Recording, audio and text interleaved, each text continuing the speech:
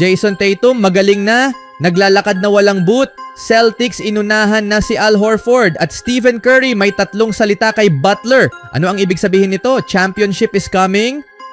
Halos 3 buwan matapos ang matinding pinsala sa kanyang Achilles tendon, mukhang mas komportable na si Boston Celtics star Jason Tatum sa paggamit ng kanyang mga binti. Dumalo siya sa kampo ng New England Patriots nitong araw at naglakad sa field nang walang suot na boots. Si Tatum, na nagtamo ng punit sa kanyang Achilles tendon sa Game 4 ng Eastern Conference Semifinals laban sa New York Knicks noong Mayo 13, ay tila maayos ang progreso sa kanyang paggaling. Noong nakaraang linggo, iniulat ni Steve Bulpett ng Heavy Sports na ayon sa isang scout, mukhang malayo na ang narating niya sa kanyang recovery at nagulat sila sa kung gaano siya kahusay gumalaw. Pinuri naman ni Celtics President of Basketball Operations Brad Stevens ang progreso ni Tatum noong Hunyo, mga 1.5 buwan matapos ang kanyang operasyon. Talagang maganda ang naging progreso niya pero hindi ko masasabi kung ano ang ibig sabihin nito pagdating sa inaasahang timeline, sabi ni Stevens. Ngunit ito ay pagkakasunduan kasama siya at ang lahat ng mga kasangkot para masigurong kapag bumalik siya sa court siya ay lubos na handa at ganap na malusog at iyon ang magiging prioridad. Nagmula siya sa isa na namang kamanghamanghang season na may average na 26 na puntos, 8 rebounds at 6 na assists kada laro. Sa kasamaang palad, mahaba-haba pa ang kanyang pagbangon, ngunit mukhang mahusay ang kanyang ginagawa para mapabilis ang proseso ng kanyang pag-recover. Sa sumunod na balita naman, ginawang prioridad ng Boston Celtics ngayong off-season ang muling pagkuha kina Luke Cornet at Al Horford bilang mga free agent. Ipinahayag ito ng malinaw ni Brad Stevens habang kausap ang media. Sa kasamaang palad, mukhang wala sa kanilang dalawa ang babalik sa team. Lumipat na si Cornet at pumirma ng kontrata sa San Antonio Spurs, kaya't opisyal na siyang wala sa opsyon ng Celtics. Samantala, bagamat hindi pa pumipirma si Horford sa ibang teams, naniniwala ang Celtics na papunta na siya sa Golden State Warriors kapag naayos na ang usapin kay Jonathan Kuminga. Maliwanag na tumigil na ang Boston sa paghabol sa kanya matapos nilang pumirma kay Chris Boucher. Si Boucher ay isang free agent matapos maglaro ng 7 season sa Toronto Raptors. Ang pagpirma sa kanya ay malinaw na mensahe na hindi na sinusubukang ibalik ng Celtics si Horford. Wala na silang ilusyon na maibabalik pa nila ang veteranong player. Mukhang matagal nang napagdesisyonan ni Horford na lisanin ng Boston. Kung gusto pa rin sana niyang manatili, malamang ay pumirma na siya agad ng kontrata pagpasok pa lang ng free agency. Ang pagkuha kay Boucher ay nagbibigay sa Celtics ng isang veteranong presensya mula sa bench.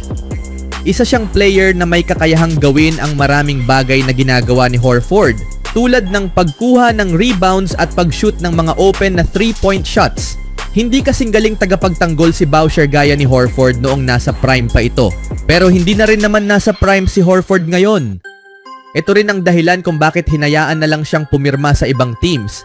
Makakakuha agad si Boucher ng playing time na siya namang kailangan ng Celtics para magtagumpay sa susunod na season.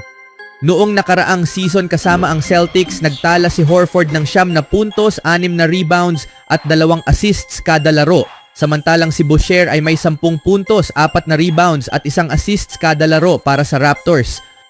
Ayaw ng Boston na magkaroon ng gap year o panahong di kompetitibo gaya ng iniisip ng ilan. Layunin pa rin nilang makapasok sa playoffs at makipagtagisan sa pinakamataas na antas.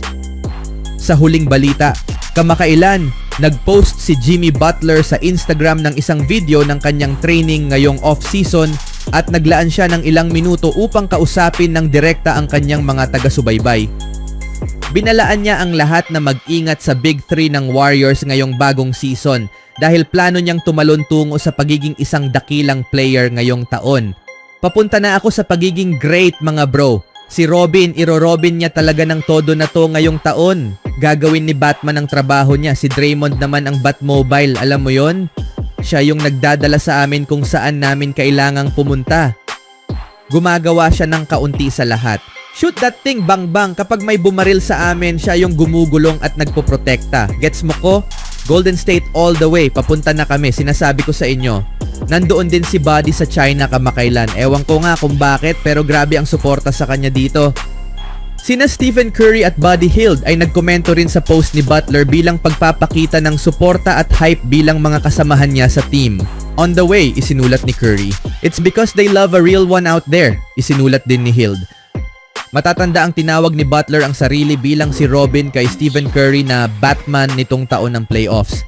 Habang nakakatawa nilang pinagtalunan ni Buddy Hield kung sino talaga ang tunay na Robin, nakahanap naman siya ng bagong papel para kay Draymond Green sa kanyang superhero analogy bilang Batmobile. Ngayon, lahat ng mata ay nakatutok sa Golden State Warriors na tila sila lang ang team na hindi pa gumagawa ng malaking pagbabago sa kanilang roster ngayong off-season. Maliban kay Kevon Looney na umalis bilang free agent, wala pang ibang galaw ang team. Ang tanging hadlang sa paggawa ng mga moves ngayong off-season ay si Jonathan Kuminga. Mula sa matataas na hinihingi ng parehong kampo hanggang sa mga players na ayaw isali sa anumang trade, tila nauwi na rin ito sa desisyong pipilitin si Kuminga na maglaro muli para sa Warriors habang sinisimulan ang kanyang rehabilitation process. Mukhang tatangkain muling patakbuhin ng Warriors ang kanilang kampanya kasama ang Big Three, sina Stephen Curry, Draymond Green at Jimmy Butler kasama ang mga pangunahing role players. Ayon sa mga ulat, si Gary Payton ay naghihintay lamang ng malinaw na direksyon ukol kay JK bago siya pumirma ng bagong kontrata. Si Butler ay pumirma ng isang napakalaking kontrata na nagkakahalaga ng $121 milyong para sa 2 taon na extension kasama ang Golden State ngayong off-season. Ang kanyang pagpirma ay itinuturing na isa sa mga pinakamalalaking balita sa NBA ngayong taon at patunay ito ng tiwala ng organisasyon sa kanyang kakayahan at liderato. Noong nakaraang season, nagtala si Butler ng matitibay na numero, 18 puntos, 5 rebounds at 5 assists kada laro sa kabuoang 41 laro na kanyang nilaro para sa Warriors, kabilang na ang mga laban sa playoffs. Bagamat hindi niya natapos ang buong season dahil sa ilang injury issues, ipinakita niya ang kanyang versatility at ang kanyang impact sa loob at labas ng court tuwing siya ay naglalaro. Malaki ang naging kontribusyon niya hindi lamang sa opensa kundi pati na rin sa depensa at sa team chemistry ng Warriors. Ngayon pa lang, kahit off-season pa, kapansin-pansin na ang pagiging focus niya para sa darating na season. Sa mga video na lumalabas online, makikita siyang puspusan sa training, sabik bumawi at malinaw na determinado siyang makatulong sa Warriors na muling makabalik sa tuktok ng liga. Hype na hype ang mga fans at analysts sa kanyang posibleng breakout year lalo't nasa peak pa rin siya ng kanyang career. Sa dami ng inaasahan sa kanya ng team at ng buong NBA community, mukhang isa na naman siyang magiging malaking puwersa sa darating na bagong season. Sa tingin mo ba tama ang desisyon ng Warriors na panatilihin ang parehong trio at rotation players? O dapat ba nilang inilagay si JK sa trade at gumawa ng maraming pagbabago ngayong off-season? Ano ang masasabi niyo mga kaibigan? Even when you feel low, you can still go. Even when you feel slow, you can still go. Even when there's no hope, you can still go. I never answer to no, man, I still go. Go, go.